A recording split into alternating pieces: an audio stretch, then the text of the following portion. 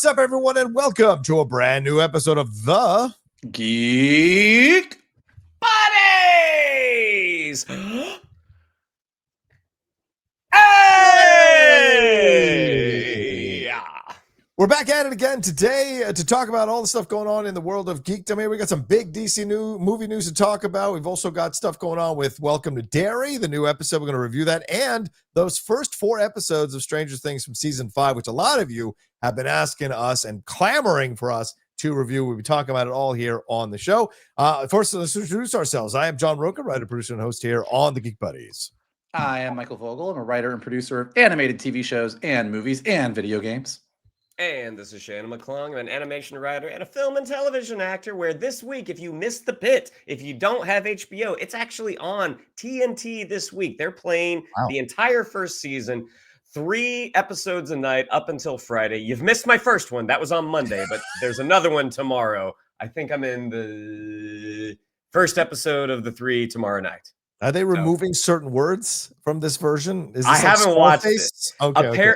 I'm assuming they edited the language, but there is a warning at the front saying like, "Hey, there is intense medical graphic content," something like that. Yayo. Okay. All right. So put that on your watch list for this holiday season. Y'all catching up on the pick, because season 2 comes out in January, so we're not that far away from season 2 coming out. Will we see Shannon McClung? We shall see. We shall see. We shall see. But let's get into some DC movie news, guys. There's a lot here to talk about on the DC side of things, and I want to get your thoughts right off the bat with this story that broke a day and a half ago, that Forbes reported in their interview with Millie Alcock, a nice little profile they did with her, which I think is a great read. It's a quick read. It's a great read. You hear her process and when she got House of the Dragon, and then eventually when she got Supergirl, and some of her a crisis of confidence about her ability as an actress, and then her embracing her power as an actress. But hidden amongst all these comments and nice words and platitudes was this line that said that Supergirl was budgeted at $200 million. James Gunn, who you see on the screen there, immediately went to a social media, as he loves to do, and say that it's untrue. Not a word of it is true. So a lot of questions around this now that people are asking, because of the amount of money that could be involved in a character that isn't that well known outside of like the CW. It doesn't have that Superman kind of recognition, but the early reports behind the scenes, according to a number of people we look at a World of Real and other places, are that this film is damn good. So, Michael, $200 million to show the faith they have in this, or do you think it's not true? Do you believe James Gunn, who likes to quote unquote debunk these kinds of things? Normally, when you come out with the price of something and everyone comes out and says, no, it didn't cost that much, they're usually lying. Yeah. Like nobody likes to come out. No, we made the movie for super cheap. We spent $3 on it. Like, no, it probably cost that much money. Right. But also, you just brought it up in it's a character that people don't know. Should they do that? Like, guys, let studios spend the money they want to spend on something. Like, why do we armchair quarterback and we haven't even seen the movie, doesn't come out for a year? If it costs $200 million, great. Maybe that means it's going to look amazing and they paid their visual effects houses what they should pay them. Great. That's good on them. Oh, yeah.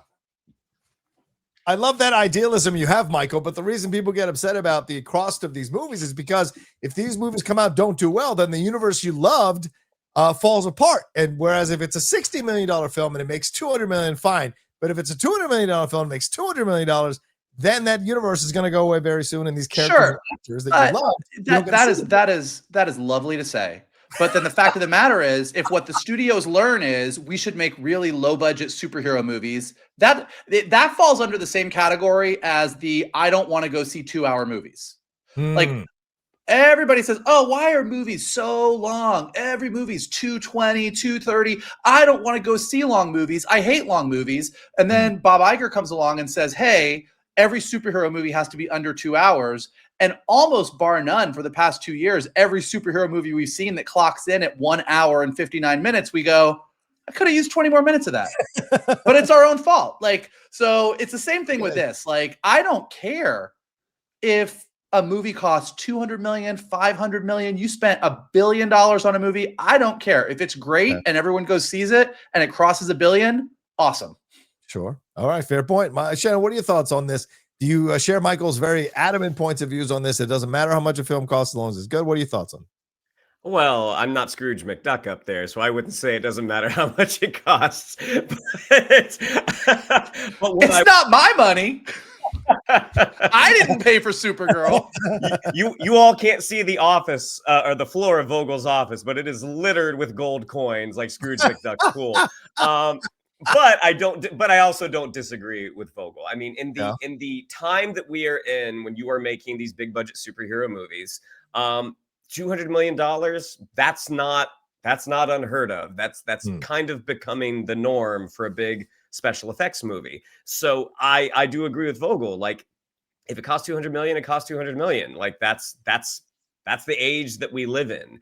Right. As far as like James Gunn coming out and saying, no, of course not. I mean, film making budgets, they are a very that is a very flexible number. Yeah. When you factor in tax incentive, there's all of this creative accounting that they can do. At the end of the day, what we want is a good movie. And I would disagree with you slightly, Johnny. I mean, the fact that I think Supergirl, has she headlined a big budget movie before? No, she hasn't. Yeah, well, she has. The Helen Slater one from the 80s for sure. But well, I don't know if I would call that big budget. In a while. But neither had the Guardians of the Galaxy, and that came out and did great. And if this movie is, if the chatter is true that it is in fact this good, again, I think anyone under the Superman umbrella, they're a commodity. You got that S on your chest. I mean, there's value there. So if it is as good as Guardians of the Galaxy, fantastic. Hopefully it will make triple its budget, and we will get more movies in this DC universe. Yeah, I'm a little bit opposite from you guys in this way. And as I expressed my concern earlier, if you spend this much money and the film tanks, then you're on the hook, and it's all of a sudden the loud voices get louder of James Gunn being removed in charge of DC, right?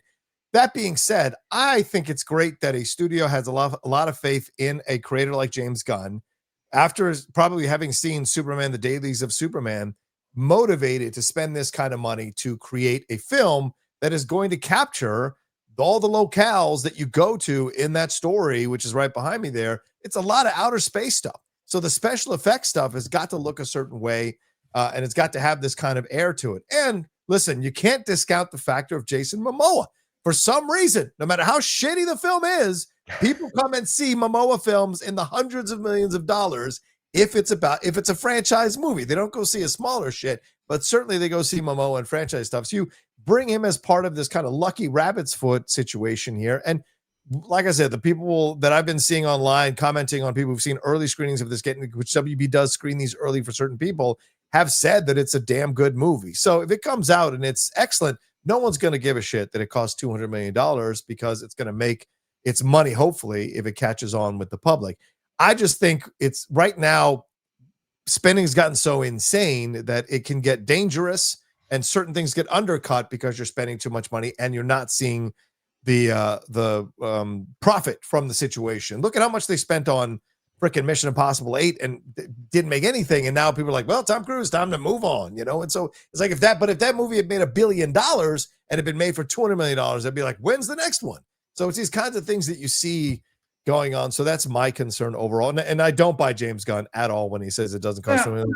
Like Shannon said, bookkeeping in the studios. I mean, Tom Hanks is still saying Tom Hanks is still being told he never got a profit on Forrest Gump. So, you see these creative bookkeeping that they do all the time, But I also think that, kind of to Shannon's point, $200 million for a superhero movie that takes place majority in space is actually not a wild budget. Like perfect example from all the rumors that I've heard. One of the reasons we're not getting the live action Authority movie is because even though James Gunn is running everything, they were like, wait, you want to do what? An R-rated superhero team that's going to cost as much as an Avengers movie? Right. Like that.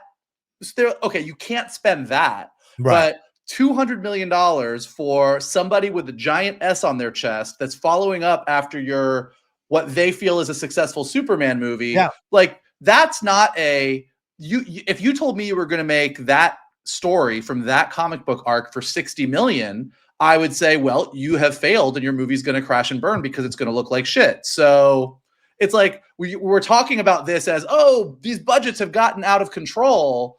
But even if you believe that, which you could argue that is true with some of the price tags on some of these big tentpole movies, I don't think 200 million is a out of control budget in this day and age.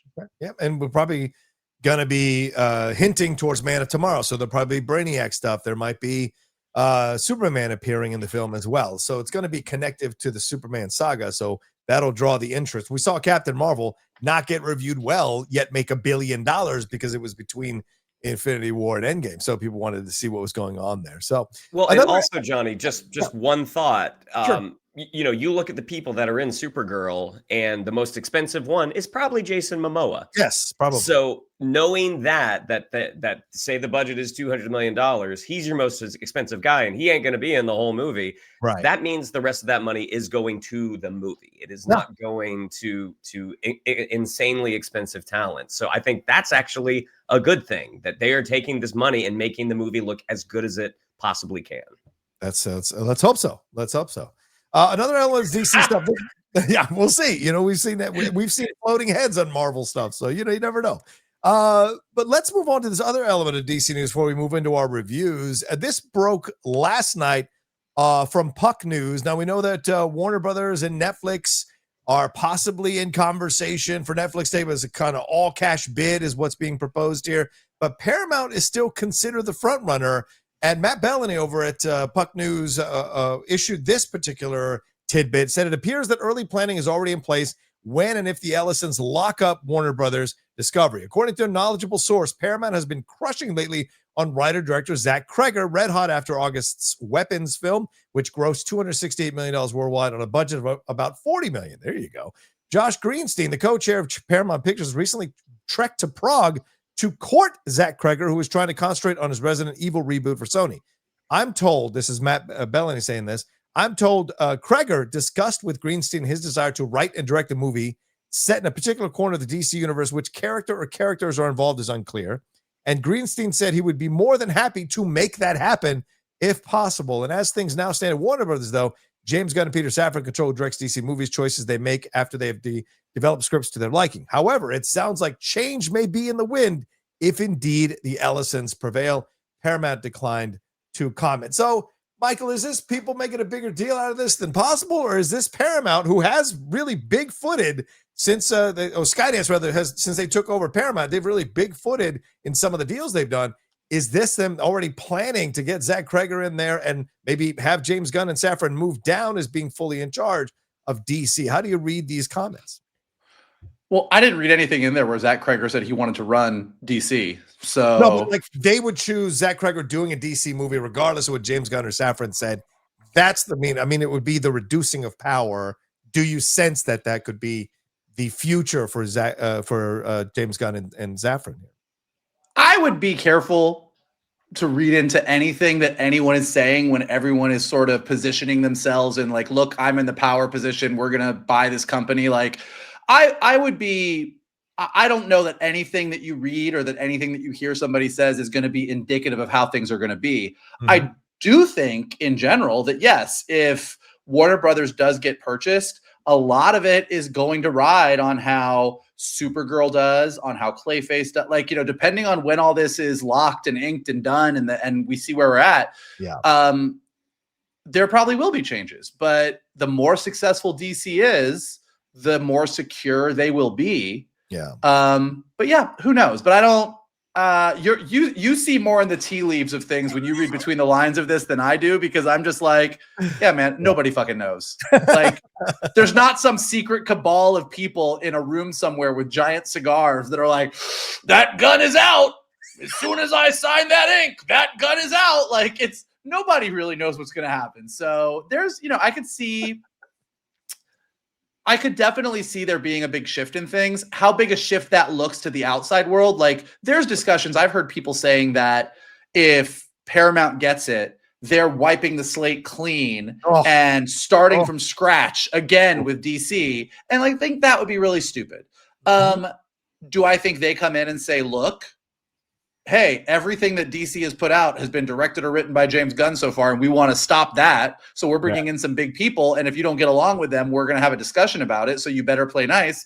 Maybe, sure, but I don't think that anyone knows for sure just yet. Well, we have a recent example of it, Shannon, and Mike, we make excellent points here. But we have a recent example of this, Shannon. Remember, Taylor Sheridan did not re-sign or re-up with Paramount, went to Peacock, and a lot of the reports, including from Bellany there at Puck News, said that the reason is because Ellison and them and Greenstein and others didn't like that Sheridan felt like he was the big dog in the yard, and they didn't want to think that he could do whatever he wanted, that they wanted to bring him to heel, and he was like, F that, went to Peacock. So this could be kind of greasing the wheels a little bit in the same way that Gunn and Safran were in charge, but now that we bought it, they're no longer in charge. They can still work here. They can stay movies, keep doing the Superman saga, but they are not going to be fully in charge. Now, am I reading too much into it, as Michael claims, or do you think, as Michael said, nobody fucking knows? What are your thoughts on these words? I think nobody knows. I think nobody knows. I think the situation you're pointing out with Taylor Sheridan certainly has validity, if that is in fact true, that this guy probably costs a lot of money. And he's kind of been given free reign. And within that free reign, he's made Paramount Plus. He's kind of the cornerstone of that streamer. So ultimately, if this situation did actually happen, this probably bit them in the ass that he left. So I do think when you are dealing with the enormous egos of creatives, especially someone on a Taylor Sheridan's level, on a James Gunn level, like, coming in and smacking them on the nose right away is probably not the move. Like that you want to get on the same page as them. In terms of like Zach Krager, like someone who doesn't have this company is saying, hey, you want to do a thing, I'm going to make that happen. It's just filled with hypotheticals right now. But, and also we don't know how James Gunn feels about Zach Krager. Maybe James Gunn loved weapons.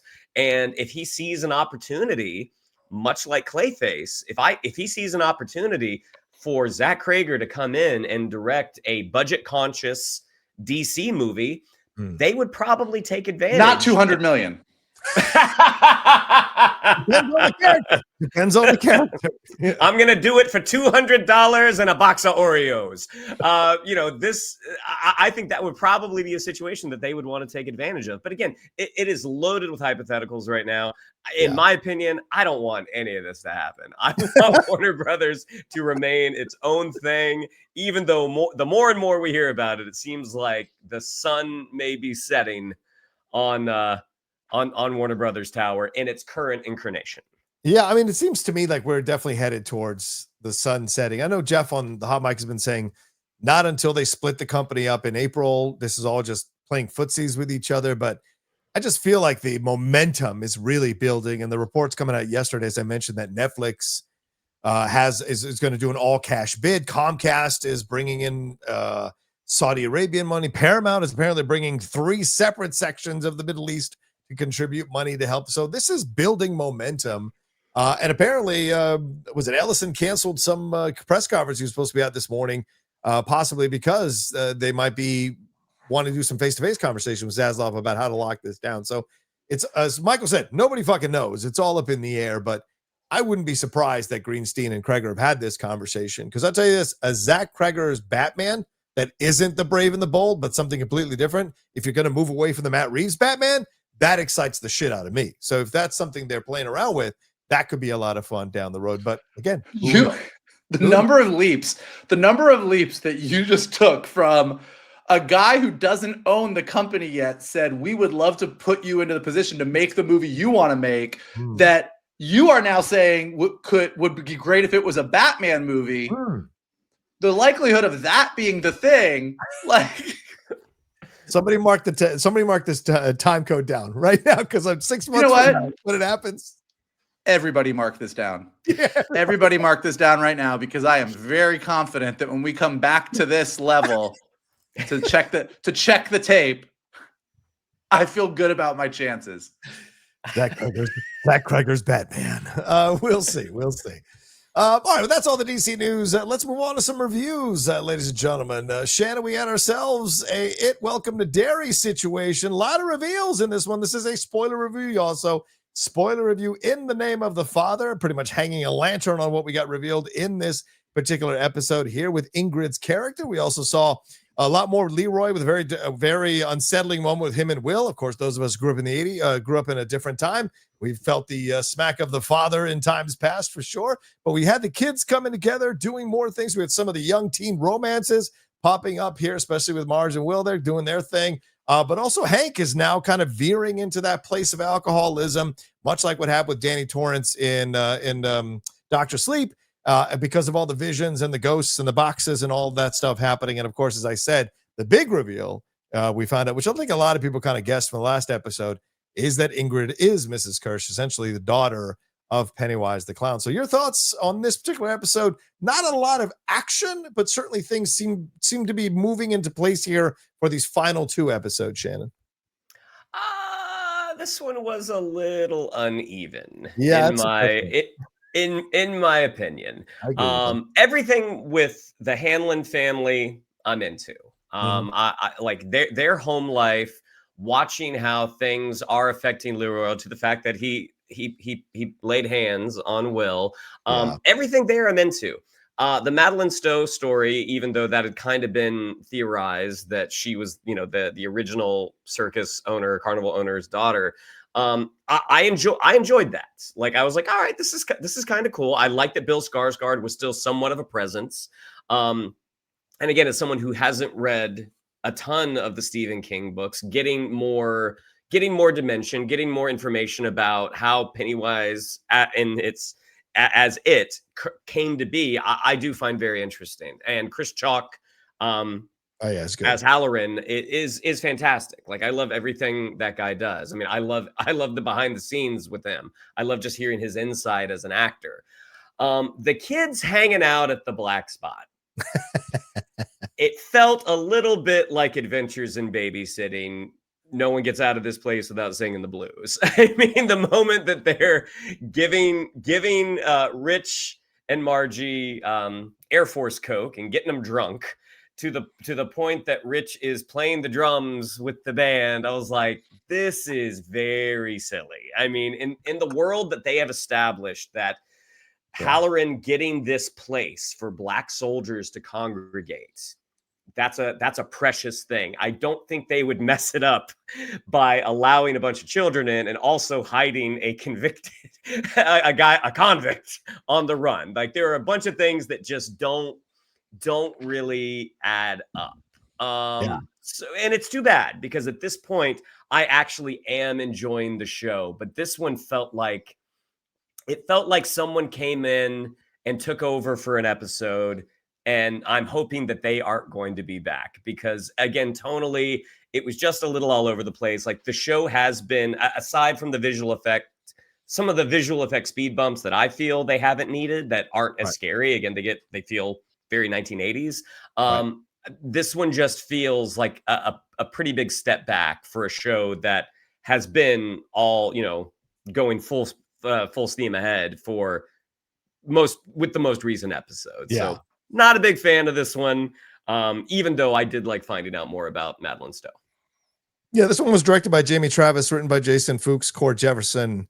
But I would agree. A bit uneven. Michael, what are your thoughts on this episode and the storylines and how they got further developed here in this particular episode? Yeah, I mean, pretty much echoing everything Shannon said. The Hanlons are great. And that story works really well. And I think that story works really well where some of the other stories, like, when you are doing this genre, which has now become a genre of young kids coming of age with a level of horror. I mean, we're about to talk about Stranger Things, which is the exact same kind of thing. You ride this line. You ride a line between the innocence of youth and being sweet and cute so that we fall in love with the characters, and things being really scary. And scary can be Killer Clown, but it can also be abuse. It can also be racism. It can also be these other things. And for the sweetness and the heavy stuff to work. It's a really, really fine line. And I think for the most part, this series has done a really good job of writing that line. Mm-hmm. And then this episode, they just fell all over that line, all over the place in every direction. Like it really, like, so that's all that. And then the other issue, and then I'll get back to that, is the Ingrid stuff, which all cool. My Alexa's talking to me. Who the fuck is Ingrid, bitch? Exactly. I just got in trouble, guys. The Ingrid stuff was all fine, aside from the fact that it's never fun when your audience is ahead of you. Yes, very true. And the issue here was if that had really took us all by surprise and been, holy shit, I can't believe it. Yeah. But it's been telegraphed that there's something going on with Ingrid from the moment that she showed up. Yeah. And by the time we got here, in an episode or two ago, we all figured that, oh, she's the daughter and so we got more detail around it. And I thought the flashback sequence in black and white was really well shot, and it was cool. And Pennywise was suitably creepy and scary. And there were some really nice moments. But with her and Lily in her house, where you like had these giant revelation moments, I think most of us were like, okay, yeah, check. Got that one right. Yeah. So that didn't quite pack the punch that I think they were hoping that was going to pack. I think they in their minds were like, oh, and this is where we pull the rug out from everybody. And we had all removed that rug 2 weeks ago. We were good.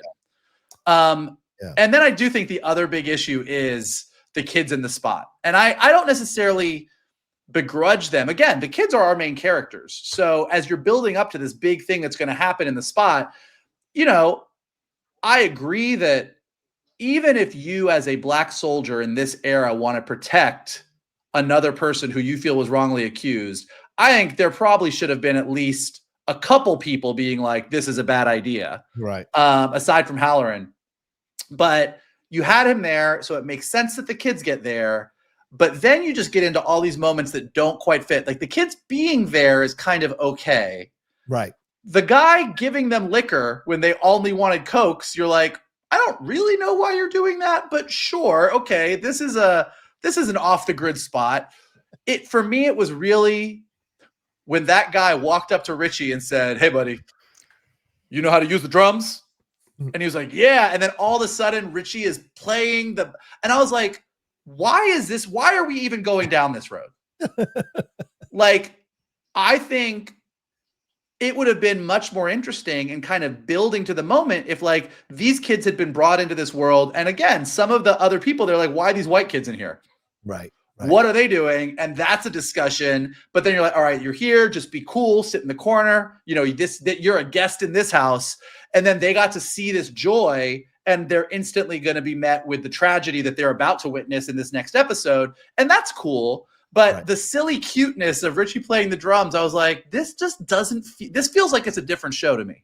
And so like that for me, it was the double whammy of the Ingrid stuff and then the kids in the spot stuff. I was like, this just feels a little bit weaker than what we've got. There was lovely moments too. Like all of the kid romance stuff I thought was very, very sweet. Yeah. I thought there was some really lovely moments. I don't think that we didn't go off the rails to the point where I'm like, well, I'm out.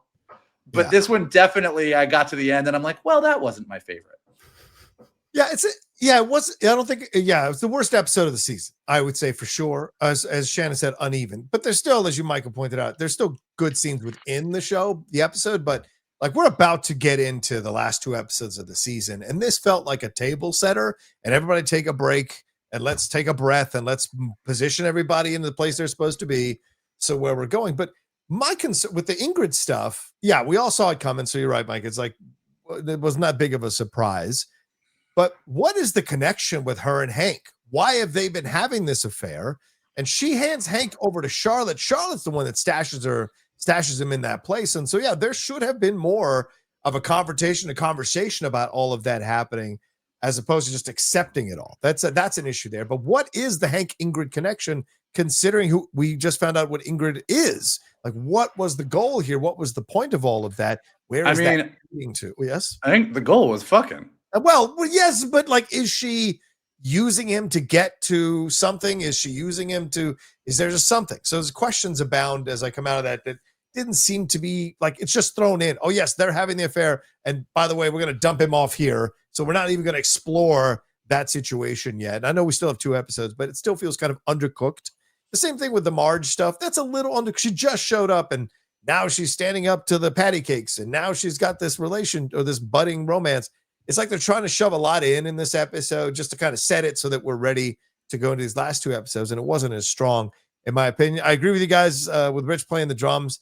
That was a little ridiculous. I'm not as upset about the liquor thing, because back then, that's kind of how things were. I mean, people were handling liquor to kids all the time, or messing around with kids all the time, putting liquor in baby. Remember, they put liquor in milk, calm the baby down. So, it wasn't that big of a deal back then. So maybe that was a little more easier for me to accept. But Bowers revealing what's going on at the black spot, I think, is going to be interesting how that plays itself out. And as Mike, as you said, I think hinted at the racism aspect of it all. That's certainly something that has to rear its ugly head. People in clown masks and things of that nature. So there is something evil coming in this whole situation. But they turn the kids a little bit too childish as opposed to mature, and especially the Lily and Ronnie stuff. That I don't understand why they're trying to create a conflict between these two that really seems to come out of nowhere. And I know Ronnie's been very emotional, temperamental, the stuff with Lily turning in her dad, but she's really accepted Lily over the last couple of episodes. So it just seems odd. Like it was like it was how can I say this? It was a written in fight rather than an organically built up to fight, just to get Lily on her own to be confronted by Ingrid and discover all those things. So it didn't seem motivated, but I did like the Ronnie and Will stuff in terms of the romance stuff. That's still working for me. And as you guys said, all the stuff with the Hanlon family works. And Dick being consumed by the guilt of all of this, I think is really interesting, and the boxes being open. So that is going to play itself out. Those are the areas that I'm enjoying about this episode going forward. Yeah, go ahead. Anything else you guys want to add to this? I mean, the only thing, and again, not to belabor this point, because I know we have another show to talk about, but everything with the kids at the black spot, I'm like, to me, like, this was all an easy fix. Like, they're outside the black spot, not drunk, watching everything that happens. That's like, I think that all works, but it just strange credulity that they would be hanging out in this bar that the patrons kind of want to keep protected. Right. Yeah, that's a fair point. How's that going to talk to kids? Yeah. There's a thing that when you're talking to other writers, you talk about when you're like reading someone's script, and it's a weird thing to talk about because characters on a page are just made up. So it's not like they have their own agency. But when you're reading a script, a character will do something and you'll go, I believe that character did that.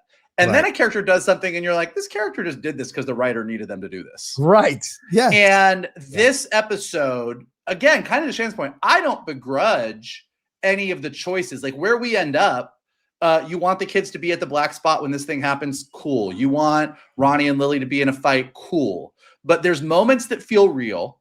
And when a character does something, you go, even when a character does something wild, if it's within their personality, you go, yeah, I believe that. I believe that. And then there's times that a character does something. This episode had a lot of characters revealing things or doing things. I think the Ronnie and Lily fight is a great example. It's like they started off in a very rocky place, but then it felt like they got to a good spot.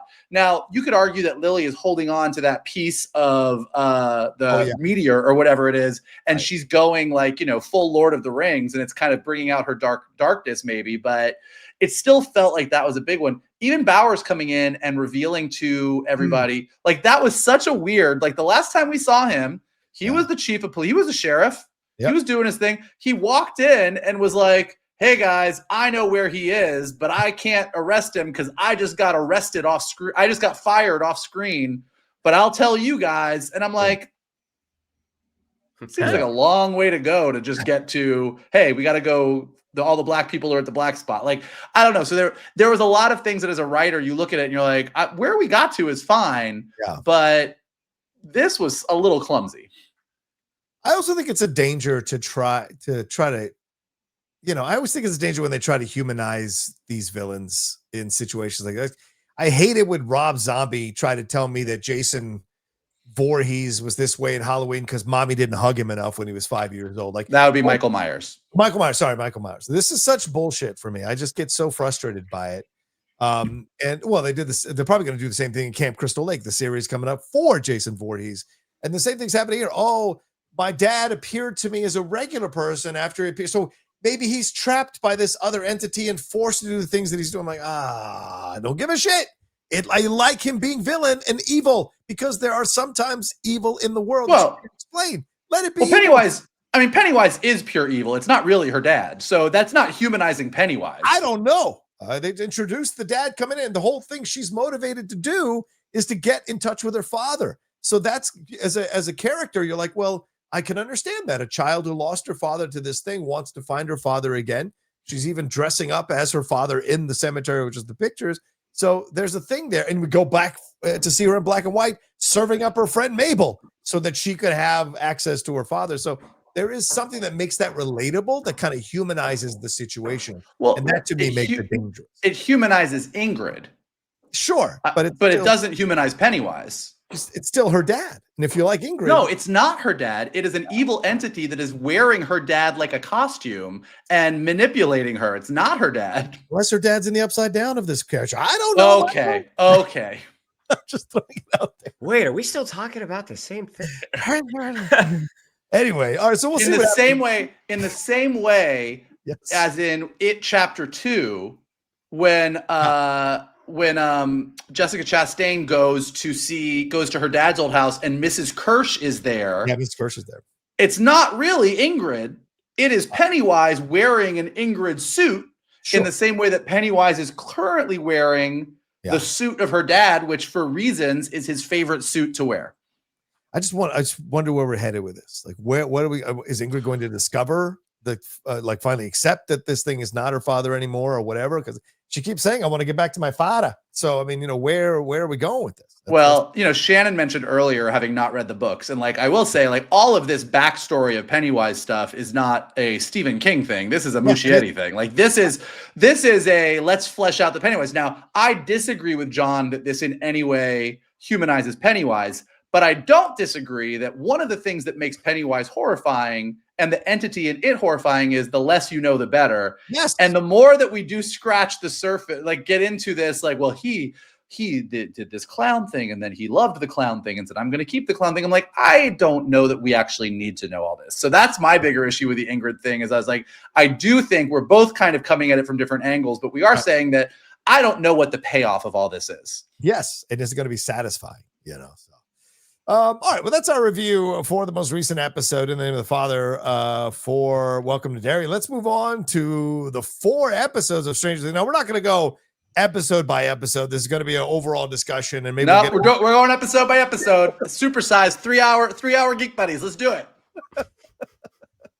So the kids are back. The kids are back here, and of course, we see what has happened with the town since the ending of season 4. They put big steel plates, which totally took no time at all. We can't even build a border wall, but we certainly build up a whole place to cover a fissure in the ground to keep the upside down. But we find out more about the kids and their relationships and where they're much more together than ever before. They're working together in ways than ever before, working in different places. But we get a new child in danger, and that is Holly, which I think this actress is fantastic as Holly. I think she did a really nice job in this. We get these two finally confront some issues with everything that's been going on for 5 seasons and pay the price physically in a brutal way. We get more with Elle and Hopper there going into the upside down and then climbing out to attack Dr. K and her essentially kryptonite for Elle and find out that it's her sister 8. We get more. We get Joyce here going toe to toe with one of these Demogorgons when they're trying to get rid of them and save Holly and everybody in the upside down. And then, of course, Will goes full power, discovering that, hey, if he just comes to terms with who he is as a person and his sexual identity, he will now embrace his power to confront Vecna and save his crush there, Mike. So a lot happened in these 4 episodes, Michael, leading this big shocking finale in the last episode, hour and a half episode, as we head into these other episodes coming up at Christmas. Your thoughts on these 4 episodes, bro?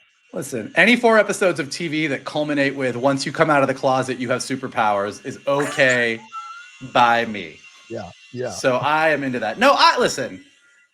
I am an unabashed fan. Like, I love Stranger Things. I love the seasons that other people are like, that was not the best season. I think Stranger Things is a great ride. Yeah. It hits me right in my sweet spot for all the things that I love. And so coming back to it with these 4 episodes was just felt like it was like a warm blanket of awesome. Like, I was thrilled with it. Now, that being said, I think I was talking to some of our buddies.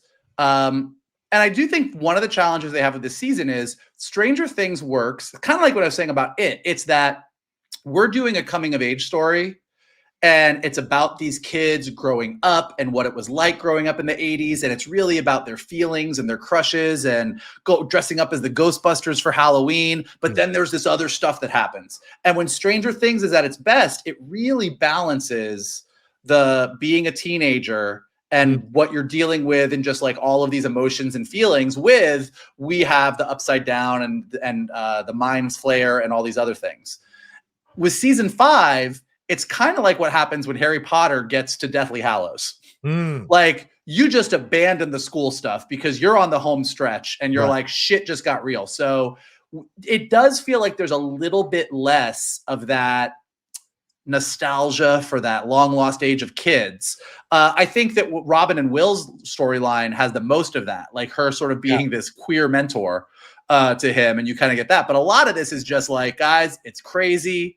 The military is here. We're running missions into the Upside Down to find Vecna. Max is off in some weird fairy tale land. Like, it's just a bunch of stuff. But all that being said, I thought these 4 episodes were a wild ride. Like, it was fun. It was great to see the gang back together.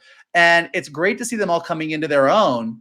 And like I said, even though I said it jokingly, for the Will arc, I think the way that I think successfully took his sort of emotional story of him slowly kind of admitting who he is to Robin, and her advice to him being what he needed in that moment to really access the fact that he's been connected to Vecna all along, to fucking snap those Demogorgons the same way Vecna snapped the kids in season 4. It was very satisfying. Like, it was a really, really great moment that has us all wondering what's about to happen next.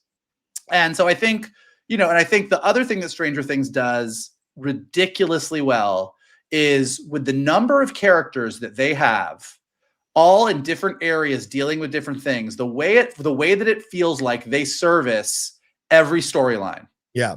Like, I like, Lucas is sitting by Max's side, but Max is over here, but she like hunted down Holly. Will's dealing with this with Robin. Will's dealing with this with his mom. Hopper and Elle are over here. Like, Dustin is dealing with his feelings about Eddie. Like, you just go down the list, and I know what every single group of characters or emotional storyline, the A, the B, the C, the D, the E, I could track it all super clearly while you are gearing up for the epic finale and reveal of Henry and Vecna and the Upside Down and what it really is. And that's really hard to do. So I found it all thrilling and super, super satisfying. Yeah, we even have Erica coming in with Tina and their situations near the end of the last 2 episodes there, and what's going on with that. So, Shannon, your thoughts on these 4 episodes? Are you as glowingly positive about these as Michael Vogel just was, or do you have a little more of a issue with it? I mean, I enjoyed them. I think because the show takes so long to produce in between seasons, you get, Priya Ferguson, who plays Erica, who's almost 20, playing a 13-year-old. Right. What are we talking about? Millie Bobby Brown as a child. What are we talking about? But yes. 100%. I think when they cast those kids in season 1, they got some very talented kids. And there comes a bit of a shift when a child actor is able to become a grown-up actor. And not all of the kids have been able to successfully make that transition. Now Priya Ferguson, this is not her fault. This is just genetics. I mean, this is age. Like, this almost 20-year-old woman playing, a 6th grader or a 7th grader is like, that didn't work out too well. Millie Bobby Brown, I would agree with you, Johnny. Like, she doesn't feel like a kid anymore. I think Finn Wolfhard still feels young. I think Gaten Matarazzo still feels young. Certainly he does. but not everybody. And again, that's not the fault of the actor. That's just the realities of making this show and how long it takes.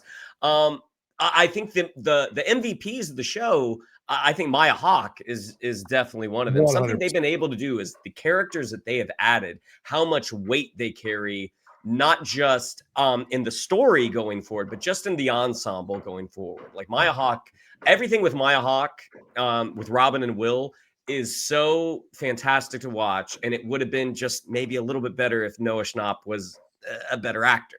I think you have that scene in episode 4 where they're in the cave, and what, like, the whole, like, accepting yourself, realizing that you are strong, you're not this weak individual. Man, that was such a well-written scene, and it was about as good as it could be in terms of execution because of who you're working with. Right. I love seeing David Harbour back. I mean, I know that he might not be, he might be a little persona non grata right now, potentially, depending on how these, was it a restraining order that Millie Bobby Brown got against him at one point? Just a complaint. A complaint about him for bullying. David Harbour is a great actor. I love seeing Brett Gelman. I mean, Brett Gelman is one of those additions that is just so much fun to watch. Do we need Winona Ryder in this season? Do we need Joyce? Maybe not. What are you talking about, Joyce? Now, listen, Murray I don't know about, but Joyce is good. Okay. I'm glad it was good for you. I'll take Murray making deliveries all day. than Joyce getting flung around by Vecna. But hiding engagement rings. Yeah. But the show is very enjoyable. I mean, I do think that in its sort of nostalgia play, it's become nostalgia itself. And that is something fun to watch. And man, what a great finale. What a great cliffhanger. Even though, like, I don't think Noah Schnapp is great. The moment for the character was so powerful, and it's really setting the stage for what the finale of the series is going to be. Yeah, I will say I'm not as glowing as you two are about it. I felt it showed its age a little bit. The cracks were showing on this a little bit, and certainly the length of these episodes I felt were unnecessary, especially the hour and 10 hour. Like, you could have got this done in 50 minutes. Like, so there's a lot of extra stuff going on. And look, you've got a massive cast. This is what happens when we don't kill anybody off. You've got to give them storylines. You got to give them scenes. And so but to me, I just felt you could see a little bit of the cracks on the age of this one for me personally. And yes, all of them looking like they just graduated college instead of high school, a little Grease situation. I've had to, like, kind of suspend that a little bit in my head. But I do like the energy, and I do like being back in here. It's not quite like Michael said, like, for me, a warm blanket, but certainly these actors have earned this final season. This has been an incredible series. And so whatever my issues may be on some of the limited talent acting wise that I see in certain scenes, or some of the storylines being dragged out, like, why are we still doing the Steve and Jonathan and Nancy? Why is that still a fucking issue? Like, we're still hanging on that. They're racing up ladders. They're confronting each other in Vanagons or vans rather, and having conversations. Like, all of that feels a little kind of, I thought we did this already, and so it just has a little bit of that element to it. But then you get stuff with Hopper and Elle, and that's great. Whatever my issues are with Millie at times being in or out of the emotions of what she's playing, and believably being in or out, when she's with Hopper, those are great scenes. Yeah. You could see the father-daughter stuff. That dynamic is she's a teenager. She's going to push limits. She's going to use a teenager with power. So she was. Well, she was, right, exactly. But in the construct of the show, she's a teenager with power. So she's going to push back even harder against him than say a regular teenager does. And so you see that element to that. So I like their interactions. I'm not with Shannon. I do like Winona being part of it. Although at times I'm like, oh, Joyce again. And especially when Winona's doing the 5 emotions with one face type of acting, and it just gets a little kind of, but like when she's with Will, when she's with Noah, you sense that real love that she has for him and the care she has for him. And that makes you care about the character. I'm a big fan of what they've done with these two. Like, finally bringing the Wheelers. Yeah. When they finally dealt with the fact that Wheelers are looking at what's really been going on for 5 or 4 fucking seasons, and it comes to their house, and attacks their daughter and tears her to pieces and knocks him out. Mr. How long are they going to be here? You know, this guy finally, you know, I don't know where he's launching golf balls at in the middle of the night, but like finally something happens to get him to react. And I think there's a hero moment coming for him because he's kind of been like dancing on the outside of all of this shit, exhausted by all of it. And now finally, I think this is going to be something to see. But oh, sorry, wrong. But Holly, this has been great. I love this young actress. I really believe her in the moments that she's going. The Wrinkle in Time connections works for me as well as kind of a commentary, a meta commentary. And where we're at with her and Max is going to be interesting as well. Because I was like, you cast Sadie Sink, but you leave her in the coma, just laying in the bed. But then when she showed up in the Upside Down, like this is great, you know. And oh, listen, as soon as somebody puts something in Henry's mailbox, I was like, all right, here we go. Here's Max. Yeah, and I was not disappointed. Yeah, but and also the stuff with the family that they, you know, drug them with dipshit Derek, and Derek comes to the forefront, and Derek takes care of business. That was nice to see as well. So I like that they're still willing to show some of the harder edges and the darker edges of what it was like in the 80s and some of the things you growing up quicker than you wanted to. And even Holly having to witness her mother getting fucking impaled by Vecna with blood falling on her face. I like that they didn't shirk on that and showed you the darker stuff within some of the more uplifting stuff as well. Yeah, but it's that fine line. Like dipshit Derek, like you got this kid that you drug and then he tries to escape and then you're like, we need to infiltrate the military base with there's only one man for the job and it's dipshit Derek. Like that's such a like we were just talking about the goofier moments in in this week's episode of It that did not work. Right. That's a moment that really works because it fits that Stranger Things sort of vibe and tone. Yeah. I mean, I know what you're saying about Nancy, Jonathan, and Steve, but I also think like that's what the show really is about. Like it's about this girl and the two guys and who's she going to choose. It's like those high school moments. If you got rid of those things and it was just a bunch of kids battling demons, I don't think the show maintains what it is. Like I think that those storylines are what make it. I'm not saying to remove the storylines. I'm saying make decisions. Like we're still with this triangle. Like make a decision, Nancy. Be done with it. You know you have feelings for Steve. You know you want to go back with Steve. Fuck Jonathan and his hippie shit. Make a decision. Yeah, it's just that's the frustrating part. I don't think that's how it's gonna go. I think Steve's dead. Sadly, I know. Sadly, I think Steve's gonna kick the bucket. I do want to say on the what? You think Steve's gonna die? I think Steve's gonna die. Damn it! All right. Well, it's definitely Steve or Jonathan's gonna die, but I think Steve dies. I think Jonathan finally steps up to the plate and is a good boyfriend to Nancy, but we'll see. All right. What I love about the Holly stuff. I agree with everything you said, and I think that cold open to episode 2, where the Demogorgon attacked the Wheelers and attacked Holly, and then she ran into her mom. Like when Karen Wheeler broke that bottle of wine and started stabbing that Demogorgon, that is a top 10 moment of 5 seasons of Stranger Things. It was great. And I do think it's one of those great moments, and they do this really well. It, again, being one of the predecessors, does the same thing. In a show where the kids are dealing with the supernatural, it is always assumed the kids are dealing with the supernatural and the parents are oblivious because that's just how the 80s rolled. Like that's what we did. So whenever you have those moments where the supernatural threat breaks into, oh, now the parents are pulled in, it's when they do it right, it's really satisfying. And the beginning of episode 2 was really satisfying. I think Holly, again, you know, you were mentioning it, dipshit Derek's the same, but Shannon was saying it with Sadie Sink, with Maya Hawke. They've done such a good job over 5 seasons that whenever they take introduce a new character or elevate a character, like they did with Erica, with Lucas's sister, they hit pay dirt every time.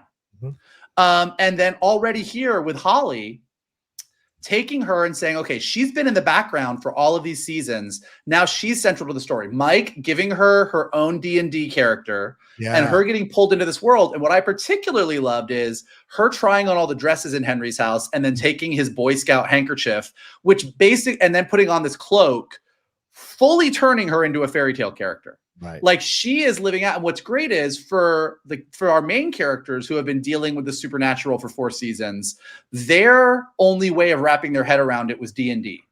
So that's why we have demigorgons and mind flayers and Vecna, because they see the world as D&D.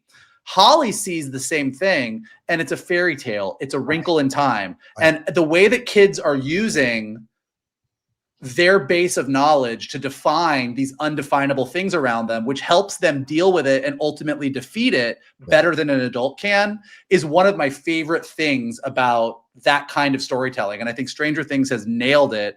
And I'm really curious to see what the deal is with this ravine that Max is in. I am mad that I did not go see the Stranger Things show on Broadway, because I heard it was kind of just like, it looked really cool, but it wasn't great. But I do think a lot of the stuff that dealt with, which was the fact that Henry was in high school with Joyce and Hopper and other stuff, is kind of playing into some of the Henry backstory stuff that we're going to get in the back half of this season.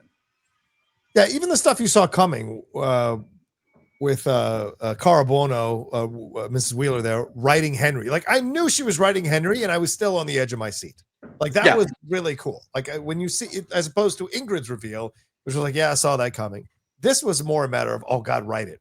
I know that's what you're writing. And so that's when you've done something well. When even if the audience is slightly ahead of the moment, they're still involved in it, you know? If the audience is ahead of you, it better still be satisfying. Yes. And in this case, it was. Another thing, speaking of being ahead, when I did my rewatch of Stranger Things this past summer, I was talking to our buddy Jonathan, who will be listening to this at some point.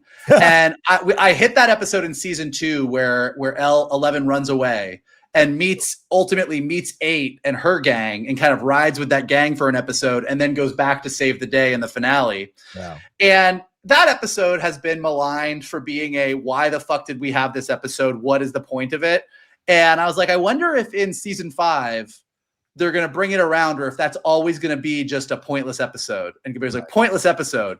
And then you get to the end of this chunk, and Hopper opens that door, and you're like, oh, yeah, they did it. For an episode that I think is almost resoundingly disliked, it now has become like a required viewing episode, which I think is really funny when showrunners are able to do that. Like, they can be like, we got you in the end.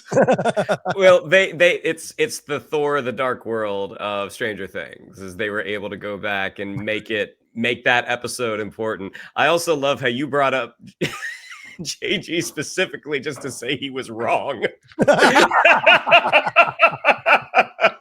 Why'd you have to say it like that? Now he's going to text us and he's going to be like, fuck you. Oh, yeah. Well, I just brought it up as an interesting conversation.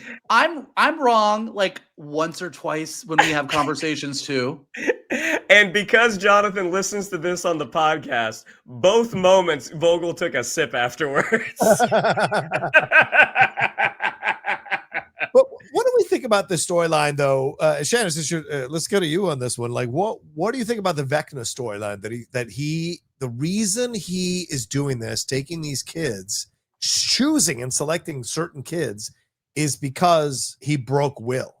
Because the whole series, I mean, I would imagine Vecna has windows into the other world where, like, the regular world rather, where he has seen that kids are pretty resilient. Kids fight back. Kids push. So this idea that he thinks because he broke Will, he can break more kids, and that's his way into his power. It seems a little bit like a half step too far for me to believe that this is his motivation and that the motivation works when there's so many examples of kids coming together to fight back against him and succeeding for 4 seasons. What are your thoughts? Well, certain kids. Certain kids, sure. Not all kids. I mean, Will for 5 seasons has been the example of why the Vecna's ultimate plan will work. Because even though, like, he lost Will at the end of season 1, or the Upside Down lost Will, Will was reunited with his friends, a group of kids that can't be broken.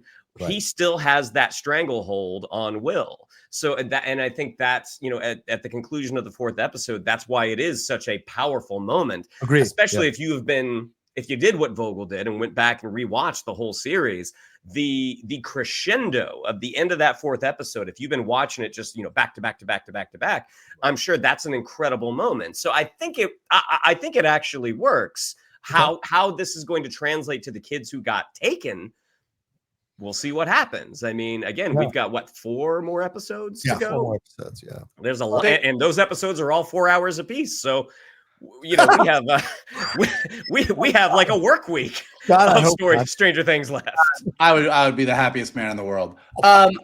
One of the things that Stranger Things does that is a little lostish, and it'll be interesting to see if they can stick the landing, is if you really track, it's like, okay, so season 1, Will got kidnapped, 11 got out, and there's the Mind Flayer thing. And then in season 2, the Mind Flayer kind of came out as an entity and was working through Will. And then in season 3, the Mind Flayer killed a bunch of people and made a giant meat puppet so it could get out.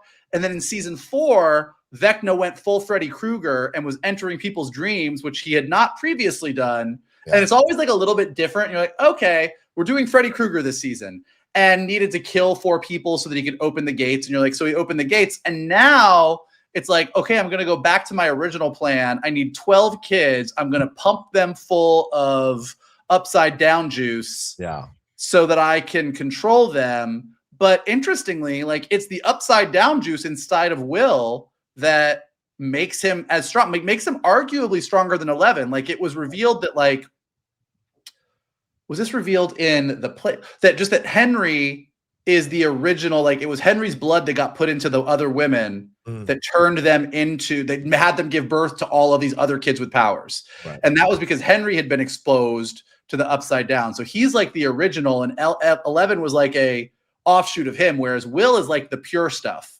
Right. And if Vecna's pumping all these other kids full of that, like, is he basically creating his own downfall? Is that going to work kind of to John's point? Or if they can stick the landing where you can look at all 5 seasons, which everyone kind of had its own kind of vibe with the bad guy of the upside down. If they can make it all track and make sense, I'll be very impressed. Yeah, I agree.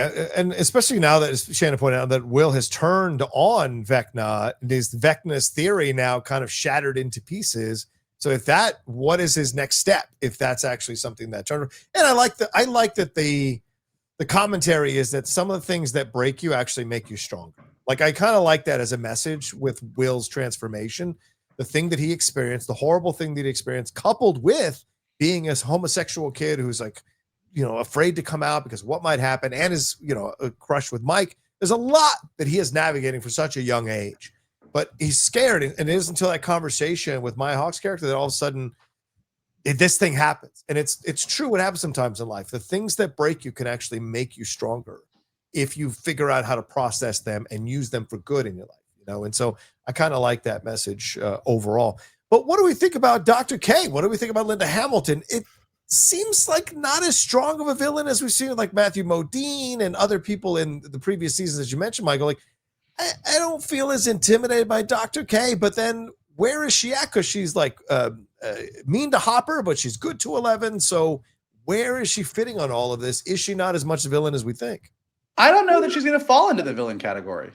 Yeah. She might not. Like we all thought Paul Reiser, when they brought Paul Reiser in season 2, we all thought he was going to go, oh, well, you're just like, you're being nicer, but you're just as evil as Matthew Modine. Turned out that was not the case. He actually was the real deal. He was a good guy. Yeah. Linda Hamilton showing up here, she's a hard ass. She's mean to the troops. Like they're setting her up to be, oh, she's bad. And she is using 8 clearly. Yeah. So not a lovely person, but is she going to end up being an ally at the end of the day? Maybe. Yeah. Yeah. What are your thoughts on Kay, Mike? Sorry, Shannon. What are your thoughts on Kay? Sliding doors, Sarah Connor. Outside of that horrible wig they have her in. Oh yeah. As someone who grew up loving Terminator 2, I mean, anytime you get Linda Hamilton on screen wielding a firearm, I think that's a win. But also, I do agree that our big bad is Vecna. Everything else is just seasoning. Do I think she's going to help them out at the end? I don't know about that. But the idea that they have a base set up in the upside down as a concept is so freaking cool. But I mean, she is out for not world domination, but she is out for the government to be like, this is a potential weapon. We need to maximize its use. So I think ultimately she gonna die. But but also based on what has been said by the military, they're still under the same impression they were under in season 4, which is 11 is the thing. 11 is the one killing everybody. Right. Which is why Like they think 11's taking the kids. Right. Yeah. They think 11 is taking the kids. They think 11 is doing this. And so that's where I'm going to be curious to see how, because like that was something I thought they could have just left behind in season 4, but they have brought that up. They're like, why does she want these kids? What is it that she's doing? And so once the information is there that like, no, it's not her, it's this other thing. And no, I'm not making it up. You know, I'm not making it up because you have a base in the Upside Down. Right. That's where I'm going to be curious to see if we do get this turning point where it's like everyone against Vecna, or if the military is going to remain to be an obstacle. Yeah. And I had a crazy thought as I was watching it. There might be someone even higher above Vecna, but I don't know who that would be. You know, I just thrown that out there. Maybe. Well, I do. Again, this is me trying to like parse what I've learned from the Broadway show that I didn't see and some of the backstory stuff. But the way I understand it, based on what I know, and if you know better than me in the comments, you can go ahead and correct me because I could be way off on this. But Henry, before we met him in season 4, when they moved into that house, back where they used to live, had some traumatic experience where he was exposed to the mind flare, which means the mind flare existed before Vecna. Right. And some shit went down that turned him into the weird kid that was killing all of these animals when we first met him in the flashbacks of season 4. Right. And so the mind flare, or whatever this entity is, might be the bigger bad beyond Vecna. Yeah. And that's and ironically maybe a call out to it, you know, because of what could be the space origins of Pennywise. So that's going to be fascinating to see. If Madeline Stowe shows up as Henry's grandmother, then we'll know for sure. But yeah, and like there's a lot of people online assuming that whatever this traumatic thing that happened to Henry when he was a kid happened in that cave that's in his memory, which is why Max can hide there and he won't even go near the place. Right. Oh, damn, that could be interesting. All right. Anything more you want to say on these episodes, guys? Anything more we didn't miss, or anything we missed or didn't talk about? Because I think we're good. We're good. One of my happiest and saddest feelings is when you love a show so much, but it's also time for it to end and you're excited about the ending. Like, it's like, I much prefer being like a show goes out with a bang than getting to season 9 of a show that you used to love and being like, God, just kill it. So I'm glad we're where we're at. Shouldn't bring Grey's Anatomy in here. Now, it was creaky getting here, but I liked that final episode a lot. So, Shannon, any final words? No. I'm sad we're not getting Stranger Things season 22. Oh, boy. Can you imagine? All right. Well, thank you all so much for watching this episode of the Geek Buddies. We appreciate it madly. Shannon, what do we have to tell them?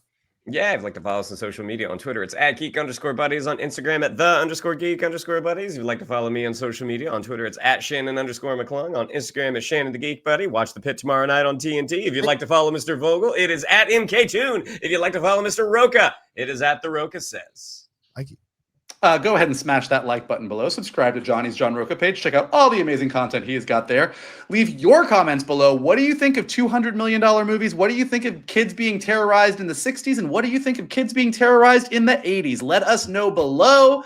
If you're listening to us on a podcast, leave us some stars and comments so we go up in the rankings and more people can find us. And as always, the best thing you can do is retweet this video, post it on social, send it to your friends, and tell them to hang out with your buddies, the Geek Buddies. Kids in the 80s. They're both working 2 jobs. They're all working 2 jobs. All right. Thank you guys so much. Take care of yourselves. Be well. And we'll talk to you next time with another brand new episode of the Geek Buddies.